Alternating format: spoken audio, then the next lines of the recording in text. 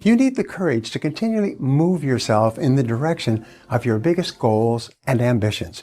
You need to be willing to face discomfort in order for you to grow. You need the courage to launch in faith with no guarantees of success. Someone once wrote, "If every obstacle must first be overcome, nothing will ever get done." Courageous people are those who have a dream and set a goal. They make a plan and they take the first step with no assurances and no guarantees that their efforts will result in success. However, if you look upon every step forward as a learning experience and every setback as a valuable lesson that has been sent to you to make you stronger and better, you will not be afraid to launch in faith into the unknown. You need the courage to risk failure. You need the courage to endure constant setbacks and disappointments and temporary defeats. You need to learn to deal with failure by realizing that failure is an indispensable prerequisite for success. You can't succeed without failing, and failing lots of times. Remember that wonderful quote from Thomas J. Watson Sr., the founder of IBM? He said, "If you want to be successful faster, you must double your rate of failure." He said, "Success lies on the far side of failure." You need the courage to treat failure as an opportunity to more intelligently begin again. You need to overcome the fear of failure by doing the things you fear over and over until the fear is gone. And then by resolving to bounce rather than break when things don't work out for you. You need the courage to turn toward danger continuously, to face the things you fear. Now, identify all the fear situations in your life that cause you stress or anxiety today. Decide what the worst possible outcome of each of these situations might be. Resolve to accept the worst should it occur. And then take action to resolve each of these situations. Refuse to allow a fear situation to remain in your life, dominating your thinking and emotions and holding you back. You need the courage to be willing to make mistakes and learn from them. All peak performers continually make decisions, make mistakes, learn from them, pick themselves up, self-correct, and carry on. Successful people are not those who necessarily make the right decisions all the time, but by hanging in there, they make their decisions right. If they make a mistake, they accept it. They learn as much as possible from it, failing and making mistakes, and carry on. The more you fail and the more mistakes you make, the smarter you become, and the more likely it is that you will eventually achieve your goals. You also need the courage to accept complete responsibility for your life, which means to take ownership for results. You need the courage to refuse to make excuses or to defend yourself. You need the courage to say over and over again, "I am responsible. I am responsible," and refuse to blame anybody else. When something goes wrong, you focus on the solution rather than the problem or the person. You ask, what do we do from here? What's the next step? What's the solution? What action should we take? You then pick yourself up and carry on, extracting the wheat, the lessons from the situation, and throwing away the chaff, the things that happen that you cannot change. The final courage you need is the courage to persist longer than anyone else. Persistence is the quality that will ultimately guarantee your success. Your willingness to persist in the face of every adversity can be your greatest asset. The ability to persist is the number one quality for success in every field in life. It can be the one factor that guarantees your success in the end. If you refuse to quit, you must ultimately succeed. Just as in baseball, you won't ultimately hit a home run unless you keep on swinging. In 30 years of studying successful people, I've discovered one fact over and over. No one was ever defeated until they accepted defeat as a reality. No one can ever defeat you but yourself. Decide what you really want in life, financial independence, and then make a decision that you will persist until you succeed. You will never give up until you achieve it. Make the decision, shut the door behind you as far as you're concerned, is you will never give up. Failure is not an option. So you overcome procrastination with a very, very simple method. It was developed by W. Clement Stone, when he was a young man. He built a fortune of $500 million, and this is one of the central principles of his life. It's simply this. Every morning when you get up, say over and over to yourself, do it now, do it now, do it now. I do it now, do it now. Whenever you have this tendency to procrastinate, program your subconscious mind with this automatic conditioned command, do it now, do it now, do it now. The key to overcoming procrastination is to develop a sense of urgency. Be the kind of person who gets things done quickly. Be the kind of person who launches fast on a task. One of the ways to launch fast on a task is to take the task and break it up, what is called salami slicing it. Slice a piece of salami. Don't try to eat a whole loaf of salami, you eat it one slice at a time.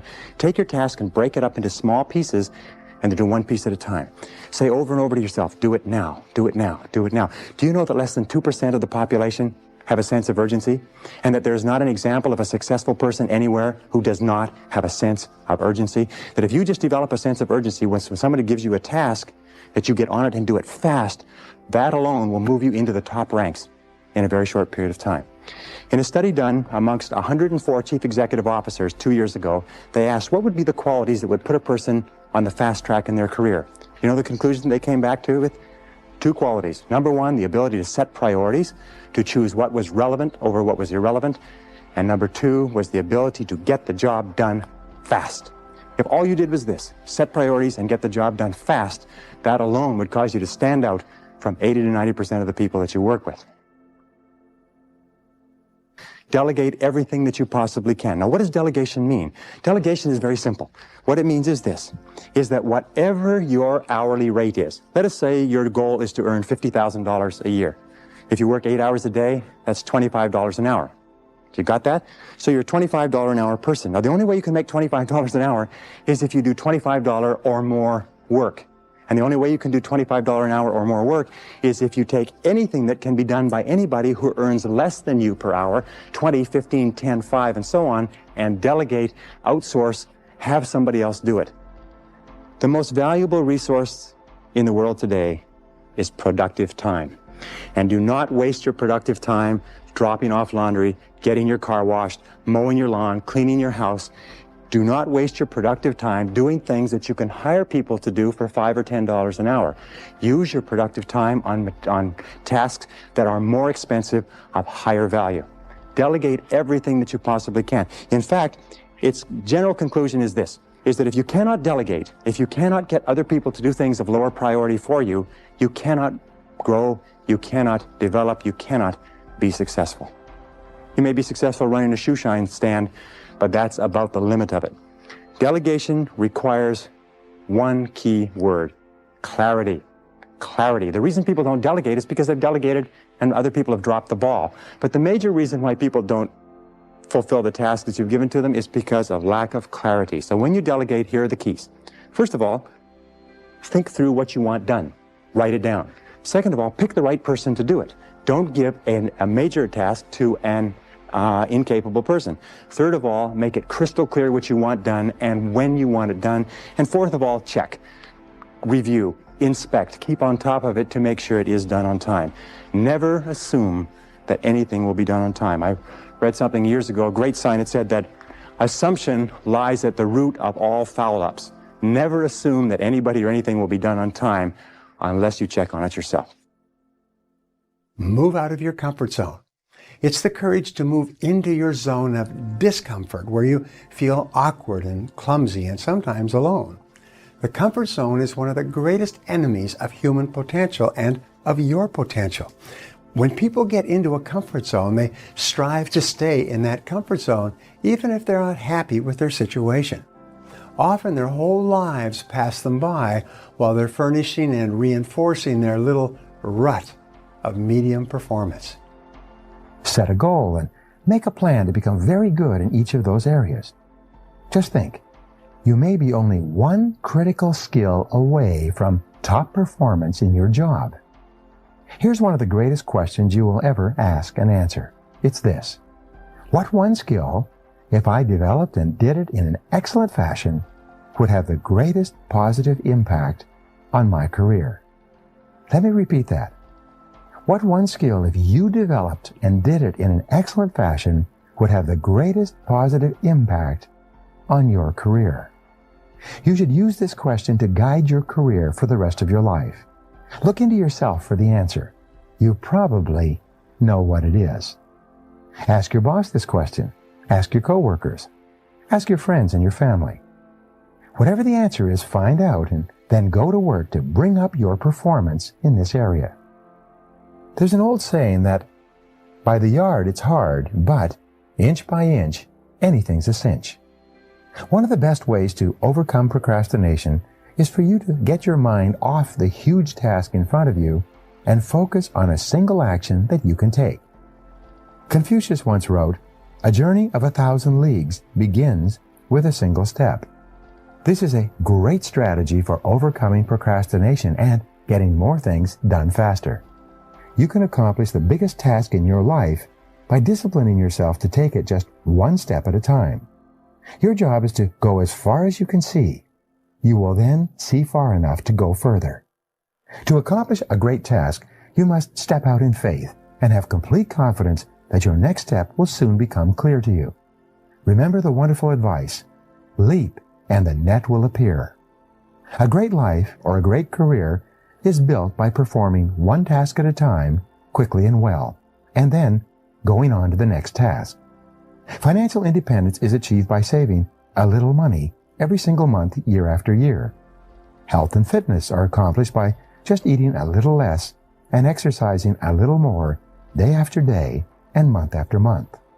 You can overcome procrastination and accomplish extraordinary things by just taking the first step, by getting started towards your goal, and then by taking it one step at a time. Now here's how you can put this idea into action. Select any goal, task, or project in your life where you have been procrastinating and just take one step toward accomplishing it immediately. Sometimes all you need to do to get started is to sit down and make a list of all the steps you will need to take to eventually complete the task. Then, just start and complete one item on the list, and then one more, and so on. You will be amazed at what you eventually accomplish. One of the best ways for you to overcome procrastination and get more things done faster is for you to have everything you need at hand before you begin. When you're fully prepared, you are like a cocked gun or an archer with an arrow pulled back taut in the bow. You just need one small mental push to get started on your highest value tasks. Begin by clearing off your desk or workspace so that you have only one task in front of you. If necessary, put everything on the floor or on the table behind you. Gather all the information, reports, details, papers, and work materials that you will require to complete the job. Have them at hand so that you can reach them without getting up or moving very much. Set up your work area so that it is comfortable, attractive, and conducive to working for long periods. Especially, make sure that you have a comfortable chair that supports your back and allows your feet to sit flat on the floor. The most productive people take the time to create a work area where they enjoy spending time. The cleaner and neater your work area before you begin, the easier it is for you to get started and keep going. When you sit down with everything in front of you ready to go, assume the body language of high performance. Sit up straight, sit forward and away from the back of the chair. Carry yourself as though you are an efficient, effective, high-performing personality. Then, pick up the first item and say to yourself, "Let's get to work," and plunge in. And once you've started, keep going until the job is finished. 1. Begin today to plan every day, week, and month in advance. Take a notepad or sheet of paper or use your smartphone and make a list of everything you have to do in the next 24 hours. Add to your list as new items come up. Make a list of all your projects, the big multitask jobs that are important to your future. 2. Lay out all of your major goals, projects, and tasks by priority, what is most important, and by sequence, what has to be done first, what comes second, and so forth. Start with the end in mind and work backward. Think on paper. Always work from a list. You'll be amazed at how much more productive you become and how much easier it is to eat your frog. Chapter 3. Apply the 80 or 20 rule to everything. We always have time enough, if we will but use it aright. Johann Wolfgang von Goethe, the 80-20 rule, is one of the most helpful of all concepts of time and life management. It is also called the Pareto principle, after the Italian economist Vilfredo Pareto, who first wrote about it in 1895. Pareto noticed that people in his society seemed to divide naturally into what he called the vital few, the top 20% in terms of money and influence, and the trivial many, the bottom 80%. He later discovered that virtually all economic activity was subject to this principle as well. For example, this principle says that 20% of your activities will account for 80% of your results, 20% of your customers will account for 80% of your sales, 20% of your products or services will account for 80% of your profits, 20% of your tasks will account for 80% of the value of what you do, and so on. This means that if you have a list of 10 items to do, 2 of those items will turn out to be worth much more than the other 8 items put together. Number of tasks versus importance of tasks. Here is an interesting discovery. Each of the 10 tasks may take the same amount of time to accomplish, but 1 or 2 of those tasks will contribute 5 or 10 times the value of any of the others. Often, a single task can be worth more than all the other 9 items put together. This task is invariably the frog that you should eat first. Can you guess on which items the average person is most likely to procrastinate? The sad fact is that most people procrastinate on the top 10 or 20% of items that are the most valuable and important, the vital few.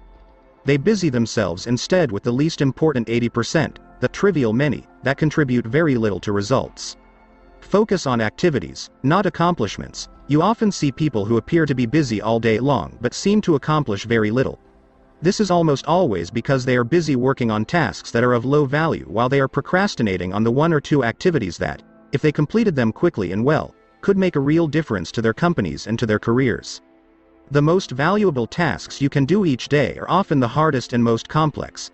But the payoff and rewards for completing these tasks efficiently can be tremendous.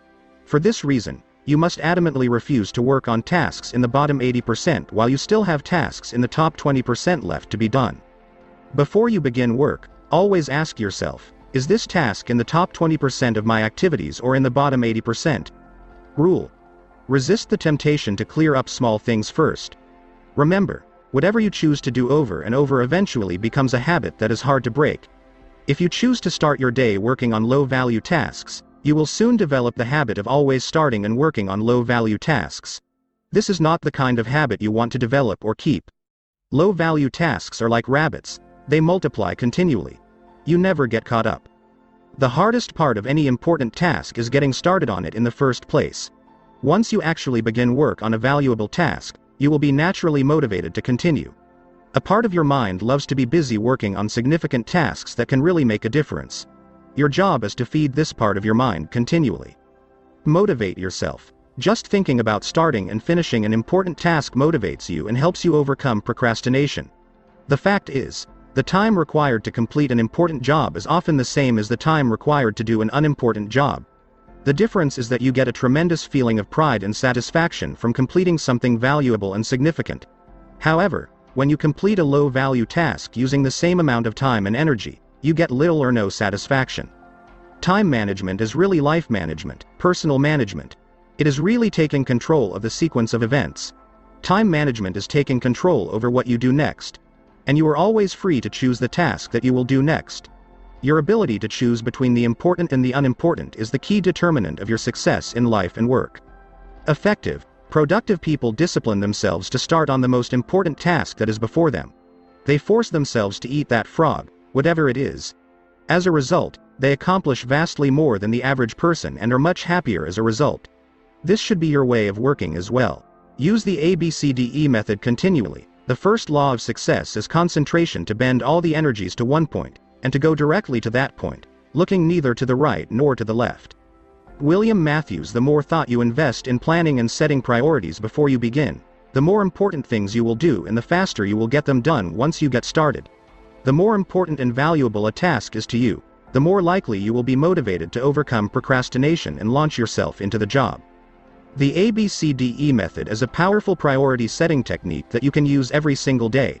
This technique is so simple and effective that it can, all by itself, make you one of the most efficient and effective people in your field. Think on paper. The power of this technique lies in its simplicity. Here's how it works. You start with a list of everything you have to do for the coming day. Think on paper. You then place an A, B, C, D, or E next to each item on your list before you begin the first task. An A item is defined as something that is very important, something that you must do. This is a task that will have serious positive or negative consequences if you do it or fail to do it, like visiting a key customer or finishing a report that your boss needs for an upcoming board meeting. These items are the frogs of your life. If you have more than one A task, you prioritize these tasks by writing A1, A2, A3, and so on in front of each item. Your A1 task is your biggest, ugliest frog of all. Shoulds versus musts. A B item is defined as a task that you should do, but it has only mild consequences. These are the tadpoles of your work life. This means that someone may be unhappy or inconvenienced if you don't do one of these tasks, but it is nowhere as important as an A task.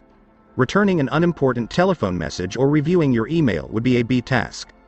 The rule is that you should never do a B task when an A task is left undone. You should never be distracted by a tadpole when a big frog is sitting there waiting to be eaten. A C task is defined as something that would be nice to do but for which there are no consequences at all, whether you do it or not. C tasks include phoning a friend, having coffee or lunch with a coworker, and completing some personal business during work hours.